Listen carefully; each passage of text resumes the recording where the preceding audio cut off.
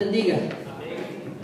Para mí es un placer y un honor estar aquí y poder enseñar la palabra del Señor, ¿verdad? Espero que muchos estemos anhelando eso, poder enseñar al frente de la iglesia, como quien anhela unas metas muy deseadas, ¿verdad? Amén. Vamos a ponernos en pie y vamos a abrir nuestra Biblia en Mateo 24 y vamos a empezar en el versículo 3. Vamos a empezar con una serie de estudios del Apocalipsis, pero vamos a hacer mención primero a Mateo para que veamos que el Señor Jesucristo, cuando vino a la tierra en carne, Él habló acerca del Apocalipsis y de los eventos futuros, para que veamos que no es una locura que tuvo Juan, ¿verdad?, en la isla de Patmos, sino que es algo que Jesucristo también nos dejó por ahí, y especialmente Mateo 24 del 3 hasta el 31 lo vamos a leer.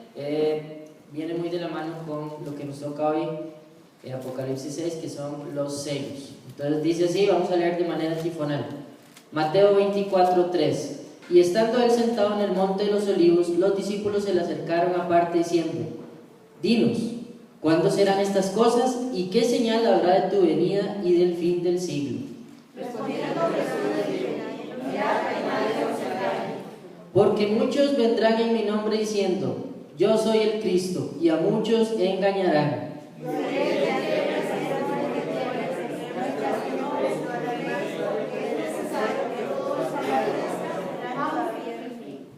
Porque se levantará nación contra nación, y reino contra reino, y habrá pestes y hambres, y terremotos en diversos lugares. Entonces os entregarán a tribulación y os matarán, y seréis aborrecidos de todas las gentes por causa de mi nombre.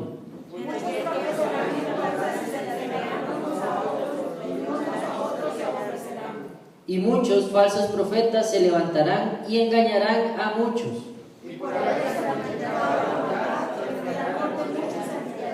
Mas el que persevere hasta el fin, éste será salvo.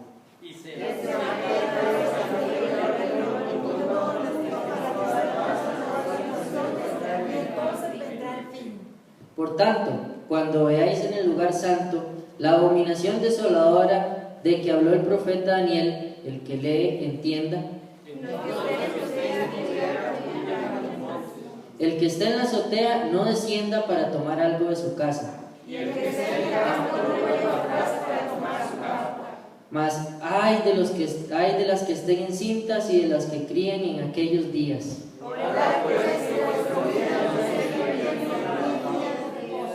Porque habrá entonces gran tribulación, la cual no ha habido desde el principio del mundo hasta ahora, ni la habrá.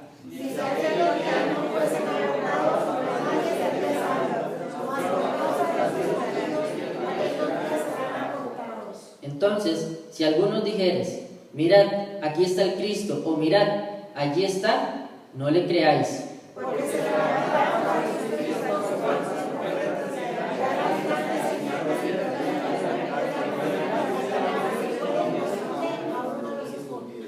Ya os lo he dicho antes.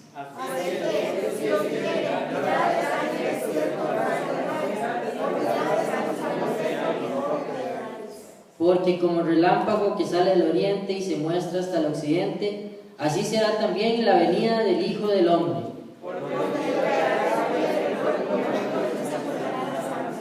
E inmediatamente después de la tribulación de aquellos días, el sol se oscurecerá, y la luna no dará su resplandor, y las estrellas caerán del cielo, y las potencias de los cielos serán conmovidas.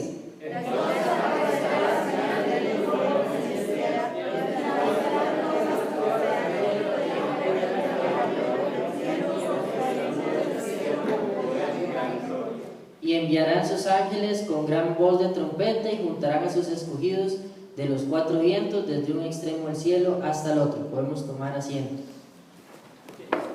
Vamos a orar. Padre Santo, te agradecemos este domingo que nos permite reunirnos en nuestra iglesia local, Iglesia Bautista Palabra de Vida. Oramos por todos los miembros, Señor, que este sea el Pascua, Padre, que tú has preparado para cada uno de nosotros, y en especial oramos por aquellos que no han venido, para que tú apresures sus pasos, Señor, para que no se pierdan la bendición. En el nombre de Cristo Jesús, amén. Ok. Ya leímos ahí que entonces Jesucristo predijo cómo iba a ser el final de los tiempos. Y nos vamos a ir a Apocalipsis, ¿verdad? Y para hacer un poquito de recapitulación, en esta oportunidad vamos a empezar en Apocalipsis capítulo número 6. Pero entonces necesitamos hacer una introducción rápida de los capítulos 4 y 5. Y lo vamos a ver en forma gráfica, que es lo más sencillo que hay para que todos pongamos atención y nos quede un poco más claro. En el capítulo número 4 de Apocalipsis empieza diciendo así: después de esto miré. Después de esto es lo que terminamos de ver la semana tras anterior de las iglesias, ¿verdad? Una vez terminadas las iglesias, entonces eso quiere decir que ya cuando se acaba el tiempo, recuerden que nosotros vimos que las iglesias también son periodos de tiempo en la humanidad. Dice: después de esto miré y aquí una puerta abierta en el cielo, y la primera voz que oí como de trompeta hablando conmigo dijo: sube acá. Entonces ahí los estudiosos y hemos acordado en que sube acá significa el arrebato de la iglesia. Por tanto, aquellas personas que estén en ese momento, que hayan creído en nuestro gran Padre Jesucristo, vamos a ser arrebatados y vamos a ir a las famosas bodas del Cordero, que duran 7 años. ¿Por qué la iglesia no pasa la tribulación? Giovanni nos lo había explicado de una excelente forma la vez pasada. Las 70 semanas de la humanidad están determinadas para el pueblo de Israel y queda solo una semana. Por ende, esa última semana es para Israel, no es para la iglesia, es para Israel. Por eso la iglesia tiene que ser arrebatada y va a estar en las bodas del Cordero en el cielo durante este periodo. Amén. Ok, entonces en Apocalipsis 4 Juan ve esta imagen que está por acá. Él ve 4 serafines, o sea 4 seres vivientes con 6 alas, y tienen 4 diferentes caras. La primera es cara de león, representativa del Evangelio de Mateo, correcto. El Evangelio de Mateo, Jesucristo presentado como rey, ¿cierto?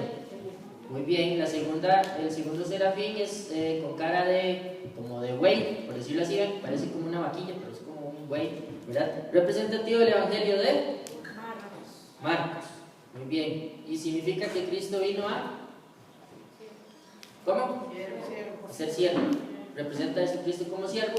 El tercer ser viviente tiene cara de humano, es representativo del Evangelio de Lucas, correcto, y representa a Jesucristo como, muy sencillo, ¿verdad?, como hombre. Y por último está la famosa cara de águila, que es el Evangelio de...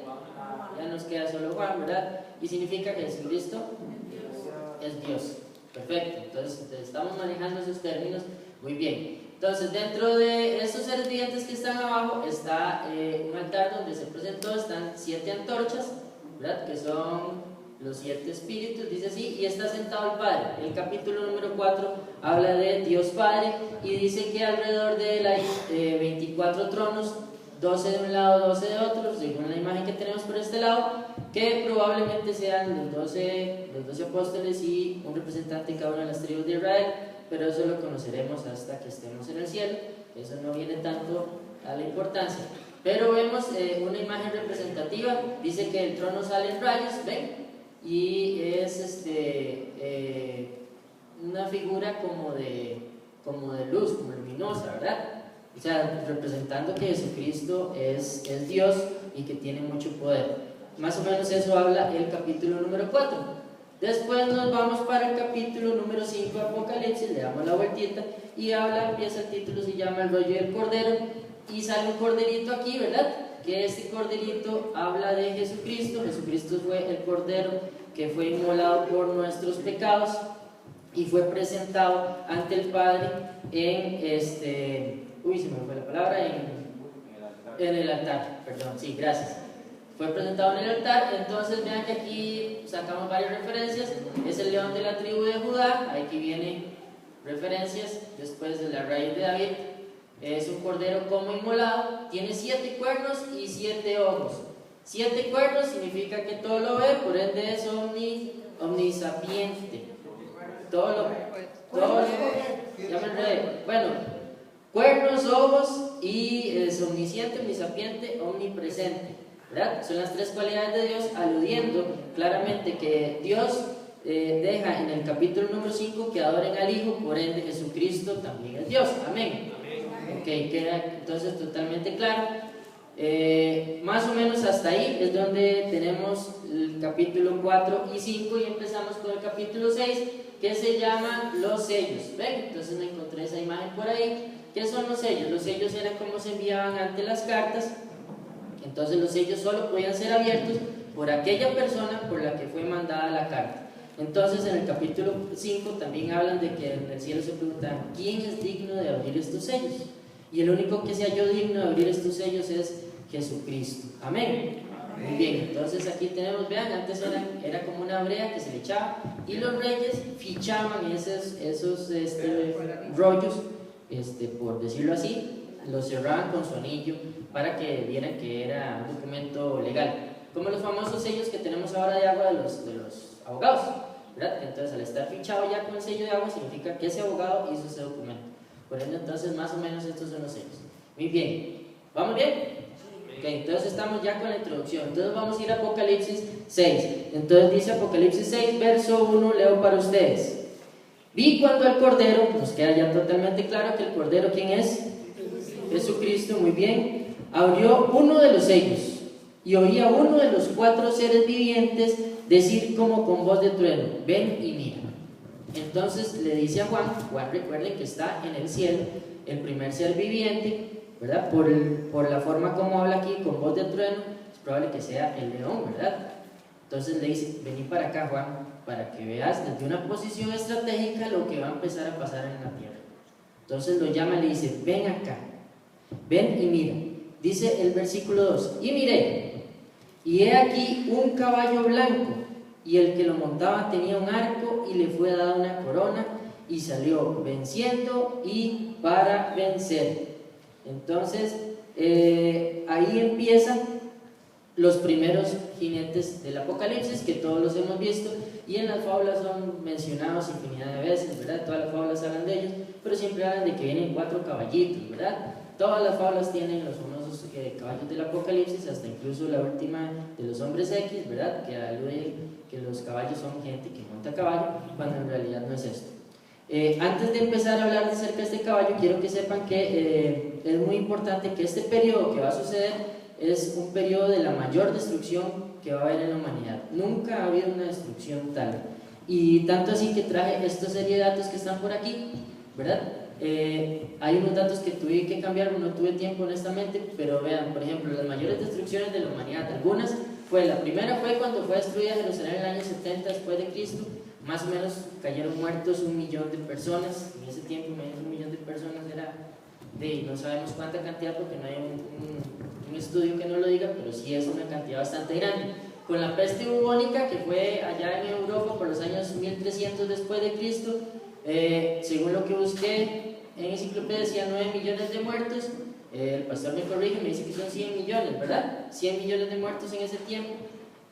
Más o menos fue 1/3 de la población, también me corrigió que es como la mitad de la población que murió de la peste bubónica. Busqué varias fotos de la peste bubónica, es algo rarísimo.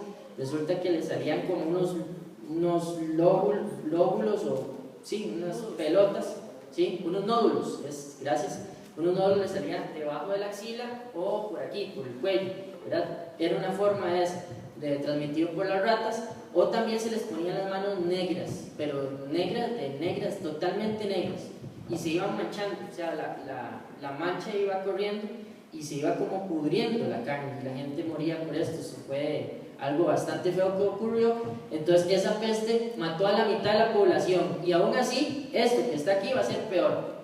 Después de la Primera Guerra Mundial, aproximadamente hubieron 20 millones de muertos en total, ¿verdad? Después de la Primera Guerra Mundial hicieron un recuento de los daños, como dice la canción por ahí, fueron 20 millones. En la Segunda Guerra Mundial hablamos solo de que en ese tiempo hubieron 6 millones de judíos muertos y 4 millones de cristianos muertos, solo contando judíos y cristianos, sin contar las bajas civiles que hubieron en ese tiempo. Estas han sido grandes periodos de la humanidad donde ha muerto gran cantidad de gente, y aún así este periodo que falta va a ser peor, ¿verdad? Entonces, bueno, ya hablamos del arrebato, ya lo dijimos, y la ventaja de todo esto, como dijo Giovanni, ¿el Apocalipsis es para asustarnos? No, porque significa que vencimos, que el diablo ya está totalmente derrotado y vamos a reinar con Jesucristo, ¿de acuerdo? Entonces nos vamos ahora sí al famoso primer caballo.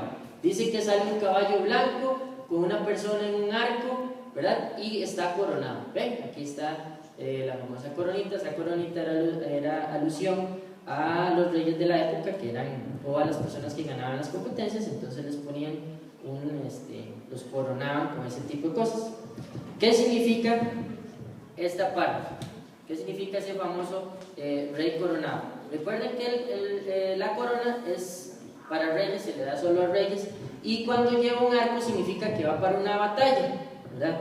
Pero curiosamente lleva un arco pero sin flechas. Eso significa que este periodo de la humanidad inicia con un tratado de paz, ¿verdad? En esos tiempos, imagínense si uno ve una imagen de esos y lo único que habían eran guerras y guerras, entonces uno dice, bueno, ¿cómo va a ser una persona que salga a la guerra y que no tenga que tirar una sola flecha? Ahora sí es posible. Podemos hacer tratados internacionales de paz o reuniones. Vean que incluso el conflicto que tuvimos en Costa Rica con la isla Calero se resolvió mediante puras leyes y esta gente que se llama, no me acuerdo, La Haya, sí, la Corte de La Haya fue la que en realidad resolvió eso. ¿Tuvimos que mandar gente que se vaya a matar ahí por el famoso trocha? No, entonces es un tratado que se hizo. Entonces este periodo de la humanidad inicia con una persona que está encubierta, sale a la luz en ese momento y hace un tratado de paz, ¿verdad? Probablemente sea el tratado de paz que haga entre los árabes y los judíos para que los judíos puedan hacer su templo. Ahora en la mañana estuve leyendo bastante acerca del templo, y ellos tienen todos los levitas, ¿verdad? Según nos contó el pastor, efectivamente tienen todos los levitas y tienen todos los materiales. Según leí, en el momento en que les den la oportunidad de hacerlo, más o menos en 10 días tienen el templo listo, ya tienen todos los materiales listos, tienen todos los levitas y tienen todo estructurado. Entonces ellos les dan permiso de hacer eso, 10 días tienen listo el templo. O sea, es un tiempo récord, ¿verdad? Porque hacer el templo, el tercer templo, en un tiempo de 10 días sería algo increíble, pero ya ellos lo tienen. Y constantemente están capacitando los levitas y tienen uno principal y toda la corte del Sanedrín y todas las cosas. Es muy interesante todo esto. Pero entonces es probable que sea esto. Vean que entonces el caballo es blanco, ¿verdad? También en Apocalipsis al final viene que Jesucristo baja en un caballo blanco, pero eso no tiene nada que ver con que esta persona sea Jesucristo, que algunos teólogos en el tiempo antes dijeron que iba a ser Jesucristo, pero no lo es, ¿verdad? Amén. ¿Queda claro, verdad? Muy bien, entonces recuerden que va a ser una persona que venga a poner paz en la tierra, por eso el color blanco. El color blanco, pureza. ¿De acuerdo? Nos vamos a ir al verso número 3. Si vamos teniendo preguntas, podemos hacerlas. Si yo no las puedo contestar, por la gracia de nuestro Señor Jesucristo, está el pastor también y nos puede ayudar. ¿De acuerdo? Muy bien, ese es el primer sello. Entonces hay paz, ¿verdad? Pero vamos a ver qué dice verso 3. Cuando se abre el segundo sello, oí al segundo ser viviente que decía, ven y mira. El segundo ser viviente, que recuerden que lo vimos en el capítulo 4, llama a Juan y le dice, ahora venite para acá para que veas lo que sigue. O sea, es probable que como que él se vaya moviendo para ver qué es lo que está sucediendo en la humanidad. Verso número 4. Sale otro caballo, bermejo. Sale un caballo bermejo, y al que lo montaba le fue dado poder de quitar de la tierra la paz, y que se matasen unos a otros, y se le dio una gran espada. Veamos la imagen ahí un momento mientras tomo agua. Un caballo bermejo es como un caballo rojo, rojizo, ¿verdad? Un caballo más o menos rojizo, y se le da una gran espada. Eso quiere decir que esa falsa paz que fue firmada era mentira, la falsa paz, ¿verdad? El tratado cae y ahora sí empieza una guerra, ¿verdad? Con mucha violencia. Vea que se le da una gran espada para empezar a matar. Las personas se van a empezar a matar unos a otros. Vean que aquí lo dice, y al que lo montaba le fue dado el poder de quitar la paz de la tierra, de toda la tierra. No dice de una cuarta parte de la tierra, sino que dice es quitar la paz de toda la tierra, y que se matasen unos a otros, y se le dio una gran espada. ¿De acuerdo? Entonces el segundo caballo indicativo de que la falsa paz que fue firmada empieza una guerra fatal con el segundo sello que fue abierto. Y nos vamos para el verso número 5. Dice así: cuando se abrió el tercer sello, oí al tercer ser viviente que decía, ven y mira. Y miré. Entonces el otro ser viviente lo vuelve a llamar, ¿verdad? Lo mueve y dice, vení para que veas lo que sigue. Ven y mira. Y miré, y aquí un caballo negro, y el que lo montaba tenía una balanza en la mano. Y verso 6, y oí una voz de en medio de los 4 seres vivientes que decía: 2 libras de trigo por un denario, y 6 libras de cebada por un denario, pero no dañes el aceite y el vino. Ok, caballo negro, indicativo de que va a haber una gran peste de hambre. Igual la balanza, ¿verdad? Recuerden que no es que va a salir un caballo ahí, ¿verdad? Sino que es indicativo que son espíritus que salen y van a provocar esas cosas. Entonces, es un espíritu que va a traer hambre. Y dicen, vean qué curioso lo que dice el 5, el 6, perdón. 2 libras de trigo por un denario, y 6 libras de cebada por un denario. Un denario es el sueldo de aquel tiempo de un solo día. Y las medidas que están aquí, que dice 2 libras de trigo y 6 de cebada, es para hacer una porción de pan para una persona, para una comida. O sea, solo desayuno, o solo almuerzo, o solo cena. Entonces estamos hablando que una persona tiene que trabajar un día entero para comer una vez al día. ¿Y la familia? ¿Qué hacemos? Solo pan. Y solo un pan, exacto. Solo un pan, o sea, una porción para una sola persona. Entonces eso es indicativo que va a haber una hambruna fatal en la humanidad. Y lamentablemente vea lo que dice después: pero no dañes el aceite y el vino. Si nosotros nos alcanza apenas para comprar el famoso trigo y la cebada, ¿nos interesará el aceite y el vino? Para nada. Quiere decir que las personas ricas no van a ser afectadas. Y entonces se va a producir en la tierra que la gente sea totalmente, digamos, lo mío es mío y lo tuyo es mío también, ¿verdad? Dice por ahí el dicho. Significa que la gente se va a hacer tan egoísta que los pobres vayan a matarse como sea y nosotros los ricos comemos normalmente. O sea, los ricos en ese momento no se van a ver afectados, porque ellos van a tener más bien de sobra. Y imaginen una familia de 4 personas, bueno, casi en serio, ¿cuántos son ustedes? Son 3, 5, digamos, ¿verdad? 5. Entonces imagínate que Sergio tiene que trabajar un día para comer él. ¿Cómo haría? ¿Qué hacemos con el resto? Entonces Sergio, obviamente, como es un buen padre, le va a dar la comida a alguno de los hijos, pero solo uno puede comer. ¿A cuál escoges? No digas porque no se puede hacer el problema, ¿verdad? Pero imagínense de esa forma. Imagínense las decisiones tan crudas que hay que tomar en este momento. ¿Ok?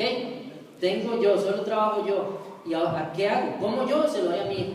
Tal vez una semana podré decirle sí, que coma a mi hijo, pero ya la semana ya de estar trabajando uno necesita comer, ¿sí o no? ¿Y ahora? ¿Me entienden? Entonces la humanidad va a pasar una hambruna como aún no se ha dado. Entonces va a ser un problema muy serio. Y las personas van a empezar a buscar, o imagínense en las cosas que hay que hacer ya. Si un hijo de los está muriendo de hambre, yo supongo que uno hace lo que sea, absolutamente lo que sea. Sí, entonces, lastimosamente, en algún momento van a haber padres que van a tener que cocinar, ¿verdad? Van a tener que cocinar a sus hijos o van a tener que matar a otra persona para quitarle su porción de pan para dársela a su familia, ¿sí o no? Todas estas cosas son las que se van a dar. Recuerden que estos caballos vienen como juntos todos, ¿verdad? Primero falsa paz, seguro empieza la guerra, tercero la hambruna. Y nos vamos a ir al 4.º caballo, que es un caballo, vamos a ver, aquí estamos, es un caballo como amarillento, más o menos. Dice el verso número 7, para que me vayan siguiendo ahí en sus Biblias, por favor. Cuando abrí el 4.º sello, oí la voz del 4.º ser viviente que decía: ven y mira. Otra vez el ser viviente del capítulo 4 le dice a Juan, véngase para acá para que vea lo que sigue, ¿verdad? Y dice: y miré, y he aquí un caballo amarillo, y el que lo montaba tenía por nombre Muerte, y el Hades le seguía, y le fue dada potestad sobre la 4ª parte de la tierra para matar con espada, con hambre, con mortandad y con las fieras de la tierra. Amarillo. ¿Ustedes han visto una persona amarilla? ¿Sí, verdad? Y cuando uno ve una persona amarilla, uno dice: este más se está muriendo. Sí, ya le queda poquito. ¿Sí o no? O uno le dice: mira, estás muy amarillento. Los chiquitos, hay unos que nacen antes de tiempo, que se ponen amarillitos y los tienen que encerrar en una cabinita ahí con una luz para que sean reflejados y que no queden amarillitos, ¿verdad? Pero obviamente fue porque les faltó tiempo dentro del útero. Entonces ellos salen amarillitos. Amarillo es el color de la enfermedad. Entonces vean que el último caballo va a ser las enfermedades que van a haber en ese tiempo. Pero no solo enfermedades, vean lo que dice. Bueno, le fue dada potestad sobre la 4ª parte de la tierra. Híjole, actualmente en la humanidad somos 7.000 millones de personas. Si en este momento pasara eso, significa más o menos que 1.750 millones de personas mueren ya. 1.750 millones. En Costa Rica somos 5 millones. 5. Eso quiere decir que faltarían todavía 1.745 millones de personas. Probablemente si empezamos a contar, agarramos toda Centroamérica, fuera, y Sudamérica, fuera, Norteamérica también. Probablemente toda América se tendría que morir, quedaría solo la parte de Europa, o tal vez hasta una parte de ahí se come. Pero entiendan que al día de hoy hay 7.000 millones de personas. Eso fue como un censo que hice eso en el 2011. Probablemente en este momento haya más, ¿verdad? Entonces, la cuarta parte, 1.750 millones. Yo no tengo noción de 1.750 millones de personas. Es demasiado. Si uno va ahí a la avenida central y dice, ¿qué es este genterío? ¿Verdad? Y tal vez estamos viendo, no sé, unas 500 personas ahí rodeadas. 1.750 millones de personas. Imagínense en esa matanza, esa hambruna y todo eso en ese tiempo. Vean lo que dice, para matar con espada. Entonces obviamente espada quiere decir que van a haber guerras, por ende las guerras van a empezar a tomar vidas humanas, hambre, ya vimos por qué, ¿verdad? Van a haber personas que se mueren de hambre, que son personas que dicen, no, yo no mato a nadie, ¿verdad? Entonces me muero de hambre, y se mueren de hambre como mueren en África. Ustedes han visto los chiquitos de África, que se ponen flacos, así van a morir muertos, totalmente, ¿verdad? Con mortandad, también van a haber pestilencias. ¿Por qué pestilencias? Imagínense 1.750 millones de muertos, ¿a dónde los enterramos? Ya eso tiene que quedar ahí, donde quedan. Y obviamente todo eso va a producir pestilencia, y la pestilencia trae bichos o animales que van a provocar pestes, como la peste bubónica, que fue provocada por ratas y por desacero. Entonces obviamente se van a hacer un montón de pestes nuevas probablemente, y al final vean cómo dice, y con las fieras de la tierra. Por ende, ¿quién es el que tiene control sobre las fieras de la tierra? Jesucristo les ordena a las fieras, señores, ya digamos, no respeten sus lugares, ¿verdad? No se queden en las montañas, salgan y coman, maten. Entonces probablemente estemos nosotros caminando por ahí, pase un jaguar y se nos eche. Bueno, nosotros no, pues somos la iglesia, estaremos en las bodas, pero las personas que estén en ese momento, imaginen, ¿verdad? Que pase ahí un jaguar y entonces se coma Douglas, ¿verdad? Mejor Douglas no, porque le falta carne, ¿verdad? Tenemos que comer un poquito más, ¿verdad? Más o menos, va quedando claro. Vean la pestilencia que va a haber. 1.750 millones, si fuera hoy. El día y la hora no la sabemos, pero si fuera hoy, imaginen, aquí 5 millones. Es demasiado la pestilencia y la muerte que va a haber. Nos vamos a ir al verso 9 hasta el 11. Dice así: cuando se abre el quinto sello, entonces uno dice, ay Dios mío, ¿qué sigue, verdad? Qué tremendo. Vi bajo el altar las almas de los que habían sido muertos por causa de la palabra de Dios y por el testimonio que tenían, y clamaban a gran voz diciendo: ¿hasta cuándo, Señor santo y verdadero, no juzgas y vengas nuestra sangre en los que moran en la tierra? 11. Y se les dieron vestiduras blancas y se les dijo que descansasen todavía un poco de tiempo, hasta que se completara el número de sus consiervos y sus hermanos, que también habían de ser muertos con ellos. Estas personas que están aquí son las personas que han muerto en este lapso de la tribulación, que han creído en Jesucristo. Vean que son almas que están debajo del altar, donde fue presentado Jesucristo, ¿verdad? Entonces ellos se les dice, un momentito, ellos están en las bodas del Cordero, ustedes van a entrar a la mitad. A la mitad va a haber, recuerden, va a haber un arrebato, a la pura mitad de la tribulación viene un arrebato. El capítulo que sigue habla de eso, entonces no voy a entrar en detalles de eso. Va a haber un segundo arrebato, entonces esas personas entran. Vestiduras blancas implica que Jesucristo ya los ha lavado, amén. Entonces todavía durante ese primer periodo, porque este lapso, lo que son los sellos y las trompetas, dura aproximadamente la mitad. Bueno, un día antes, ¿verdad? Un día antes de la mitad, porque recuerden que la boda judía duraba 7 días. Los primeros 3 días y medio estaban las puertas abiertas para que entraran las personas. A los 3 días y medio se cerraban las puertas, ya nadie más entraba. Los que estaban en la fiesta y punto. Entonces recuerden que esta parte dura 3 años y medio aproximadamente. Entonces se les dice a ellos: esperen un segundito, todavía falta gente de convertirse en esta matación de 1.750 millones de personas. Si fuera hoy, reitero, tiene que haber algún remanente que haya creído en Cristo, del susto que se pegaron, ¿sí o no? de haber escuchado tal vez a familiares que les decían, mira, va a pasar esto, en el futuro va a pasar esto, y decían, no, pero Dios no existe, se van a pegar un susto y van a creer o no. Por supuesto que toda rodilla se va a doblar y vamos a ver por qué. Vean el versículo 12. Miré cuando se abrió el sexto sello, y he aquí hubo un gran terremoto, y el sol se puso negro como tela de silicio, y la luna se volvió toda como de sangre. El sexto sello. Vamos finalizando esa parte de sellos. Dice que hubo un gran terremoto, pero el terremoto es tal que el sol se pone negro como tela de silicio, o sea, es un eclipse solar, y después dice la luna se torna roja como sangre. ¿Cuándo han visto una luna roja como sangre? Obviamente la hemos visto cuando han habido eclipses de luna. Recuerden que acaba de pasar una tetrada de eclipses de luna, que incluso el pastor John Hagee habló acerca de que probablemente hubiera pasado algo, pero el tiempo solo Dios lo conoce. No podemos aludir esas cosas porque Dios puede hacer actos maravillosos, puede hacer milagros. Dios no está atado a manos. Es muy probable que ahorita les voy a decir qué va a suceder, porque si nosotros dijéramos, bueno, las lunas rojas es el reloj de Dios, entonces nosotros tenemos que saber que podemos portarnos mal hasta que haya una segunda luna roja, ¿verdad? Porque es cuando va a suceder algo. No, porque si fuera así, imagínense que la siguiente tetrada de lunas rojas sucede hasta el año 2032. Entonces cualquiera podría tomar eso como una analogía y decir, bueno, no se preocupen muchachos, porque Dios no viene hasta el año 2032, que es la siguiente luna roja. Eso no es así. Dios puede agarrar la tierra, darle vuelta y acomodar nuevamente el sol y la luna, de modo que hoy mismo se haga un eclipse solar. Amén. Él es el dueño y puede hacerlo, no está atado de manos. Vean lo que dice entonces 13. Y las estrellas del cielo cayeron sobre la tierra, como la higuera deja caer sus higos cuando se sacude por un fuerte viento. 14. Y el cielo se desvaneció como un pergamino que se enrolla, y todo monte y toda isla se removió de su lugar.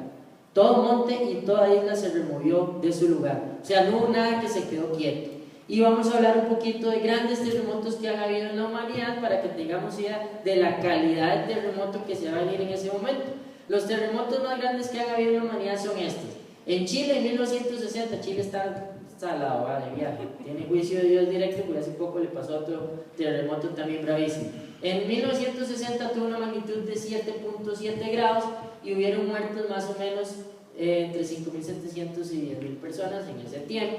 En Indonesia, en el 2004, hubo un sismo de magnitud 9.3 que se supone que es el más fuerte que ha habido en la humanidad. Hubieron 230.000 personas muertas. Y en Japón, en el 2011, recuerden, fue un sismo de 9.1 grados en la escala de Richter. Más o menos hubieron 15.900 muertos. Pero vean, el de Chile, que es el de 1960, fue el más grande, por decirlo de esa forma, o sea, el que más repercusiones a nivel terrestre tuvo. ¿Por qué? La tierra se hundió 4 metros en Chile, en la parte donde fue, que no recuerdo el nombre, lo leí, creo que fue Valdivia, si no me equivoco. Valdivia es un jugador, no sé, Valdivia, ¿sí, verdad? Bueno, digámosle que era Cartago se hundió 4 metros. 4 metros, muchachos, 4 metros es de aquí a ahí, tal vez. 4 metros se hunde la tierra, ¿verdad? Provocó que volcanes hicieran erupción y el tsunami llegó hasta Japón y Hawái cuando fue este terremoto de Chile, que a pesar de que no fue el de más magnitud, fue el que más daños provocó. Entonces imaginen, Chile está en Sudamérica, Japón está totalmente del otro lado del globo terráqueo y llegó un tsunami hasta Japón. Ahora, lo que dice la palabra de Dios es que va a haber un terremoto cual tal no hubo, y que no va. Vea, todo monte y toda isla se removió de su lugar. ¿Qué magnitud va a tener este terremoto? Que no va a quedar piedra sobre piedra, no se va a mover nada, ¿verdad? Si lo que provocó fue un tsunami ahí, más o menos, que llegó hasta Hawái, imagínense, desde Chile, de abajo, hasta Hawái arriba, en Norteamérica, es tamaño trayecto, y llegó el tsunami. Imagínense la calidad de tsunamis que van a haber en ese momento, tsunamis, islas que desaparecen completas. Sí. Porque esos terremotos son locales, el que habla la Biblia es mundial. Ajá, sí, importante mencionar que obviamente estos han tenido su epicentro en estos lugares. El que habla aquí es en todo lado, o sea, toda la tierra se va a mover. ¿Qué significa esto? Probablemente Dios esté alistando la tierra para para el milenio. Entonces es muy probable que ese terremoto, hasta que se mueva, ¿verdad? La Tierra de su eje, ¿verdad? Recuerden que la Tierra gira, no me acuerdo cómo es, pero la manecillas del reloj era, ¿verdad? Eso se lo vi en la escuela, ya no recuerdo. Bueno, la Tierra gira sobre su propio eje y gira alrededor del sistema solar, y la Luna gira alrededor de él, ¿verdad? Entonces, cuando suceda este terremoto, muy probablemente se mueva en su propio eje, cambie de eje transversal, no sabemos de qué forma Dios lo va a hacer, y la señal va a ser la siguiente: va a haber, la Tierra se va a poner, el Sol se va a poner negro como silicio, o sea, eclipse solar. Y la Luna se volvió toda como de sangre. O sea, en ese momento el movimiento va a ser tal, quién sabe qué movimiento va a hacer Dios en todo el universo, que va a haber un eclipse y en la noche va a seguir el eclipse. O sea, no sé, al menos se queda, no sabemos. Dios es Dios y Dios sabe cómo hacer estas cosas. Pero vean que esa va a ser una señal. Por ende, entonces, las señales de las lunas rojas son señales que Dios nos dejó para recordar esas cosas. Pero no es indicativo que en ese momento va a suceder algo, porque Dios no está atado a manos. Amén. Recuerden que Dios es omnipotente, omnipresente, omnisciente. Por eso puede hacer lo que quiera y en el momento en que Él quiera. 15. Vean, tomamos la atención a este verso número 15. Y reyes de tierra, 1. Grandes, 2. Ricos, 3. Capitanes, 4. Los poderosos, 5. Todo siervo, 6. Y todo libre, 7. Está hablando de todas las personas de la humanidad, todos, o sea, todas las personas, desde el más importante de la tierra hasta el más pobre, hasta el que anda ahí mendigando. Todos se escondieron en las cuevas y entre las peñas de los montes, de lo que quede de los montes.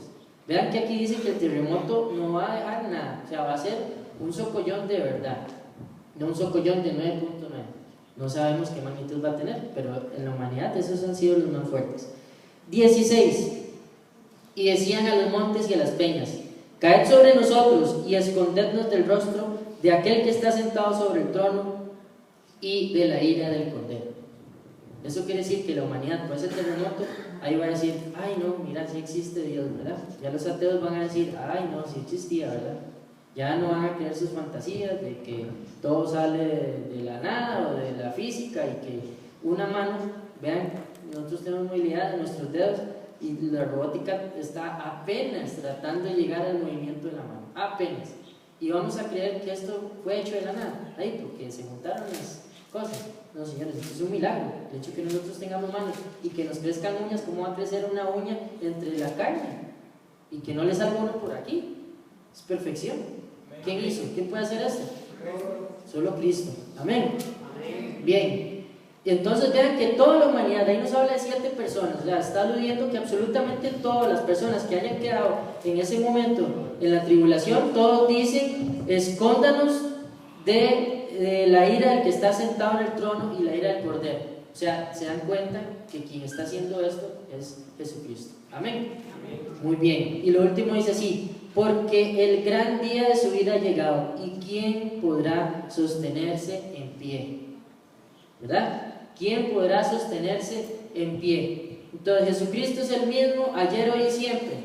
Amén, ¿verdad? Entonces, ¿por qué vamos a dudar de que si en la antigüedad hubieron profecías y ya fueron cumplidas y se están cumpliendo aún actualmente, por qué no se van a cumplir estas si es el mismo? Entonces, por ende, Jesús va a hacer esto, nos está dando un aviso y nos dejó la Biblia justamente para que la estudiemos y para que entendamos. ¿Esto es para asustarnos? Por supuesto que no. Si estemos vivos, ¿nosotros dónde vamos a estar?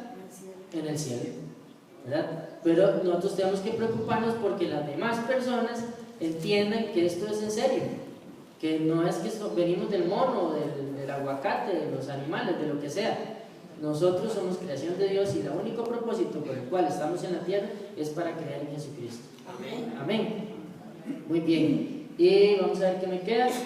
¿Quién podrá sostenerse en pie? Imagínense en qué terremoto, ¿verdad? Si los terremotos que han habido aquí, el más fuerte fue el de Limón, y yo me acuerdo que estábamos pequeños nosotros y la cama donde estábamos era grande, era gruesa, y brincábamos en la cama, o sea, nos ponía a brincar. Ahora imagínense un terremoto de esa calidad, ¿verdad? Que se cae todo, absolutamente todo, no se queda nada en su lugar. ¿verdad? Es un terremotazo como nunca ha habido. Pero entonces entendamos, vamos a ponernos en pie, entendamos que Jesucristo es el mismo y es aquel que nos amó, que se entregó por nosotros, fue al Padre, se entregó, se presentó y nos dio libertad a través de su Hijo Jesucristo y nos dio la salvación. Amén. Amén. Oremos. Padre Santo, te queremos agradecer este día hermoso que nos regalas, la oportunidad de estudiar tu palabra y tus bendiciones. Oramos por Jesucristo para que podamos llevar tu mensaje, Señor, a toda la humanidad y haciéndoles entender que, Padre, tú tienes misericordia y estamos en un periodo de gracia en donde tú todavía nos dejas estar en paz, Padre. Y te pedimos que nos ayudes, Señor, para que este evangelio sea retomado por muchas personas y a través de la predicación de tu palabra sea extendido tu ministerio. En nombre de Jesús, amén. Amén.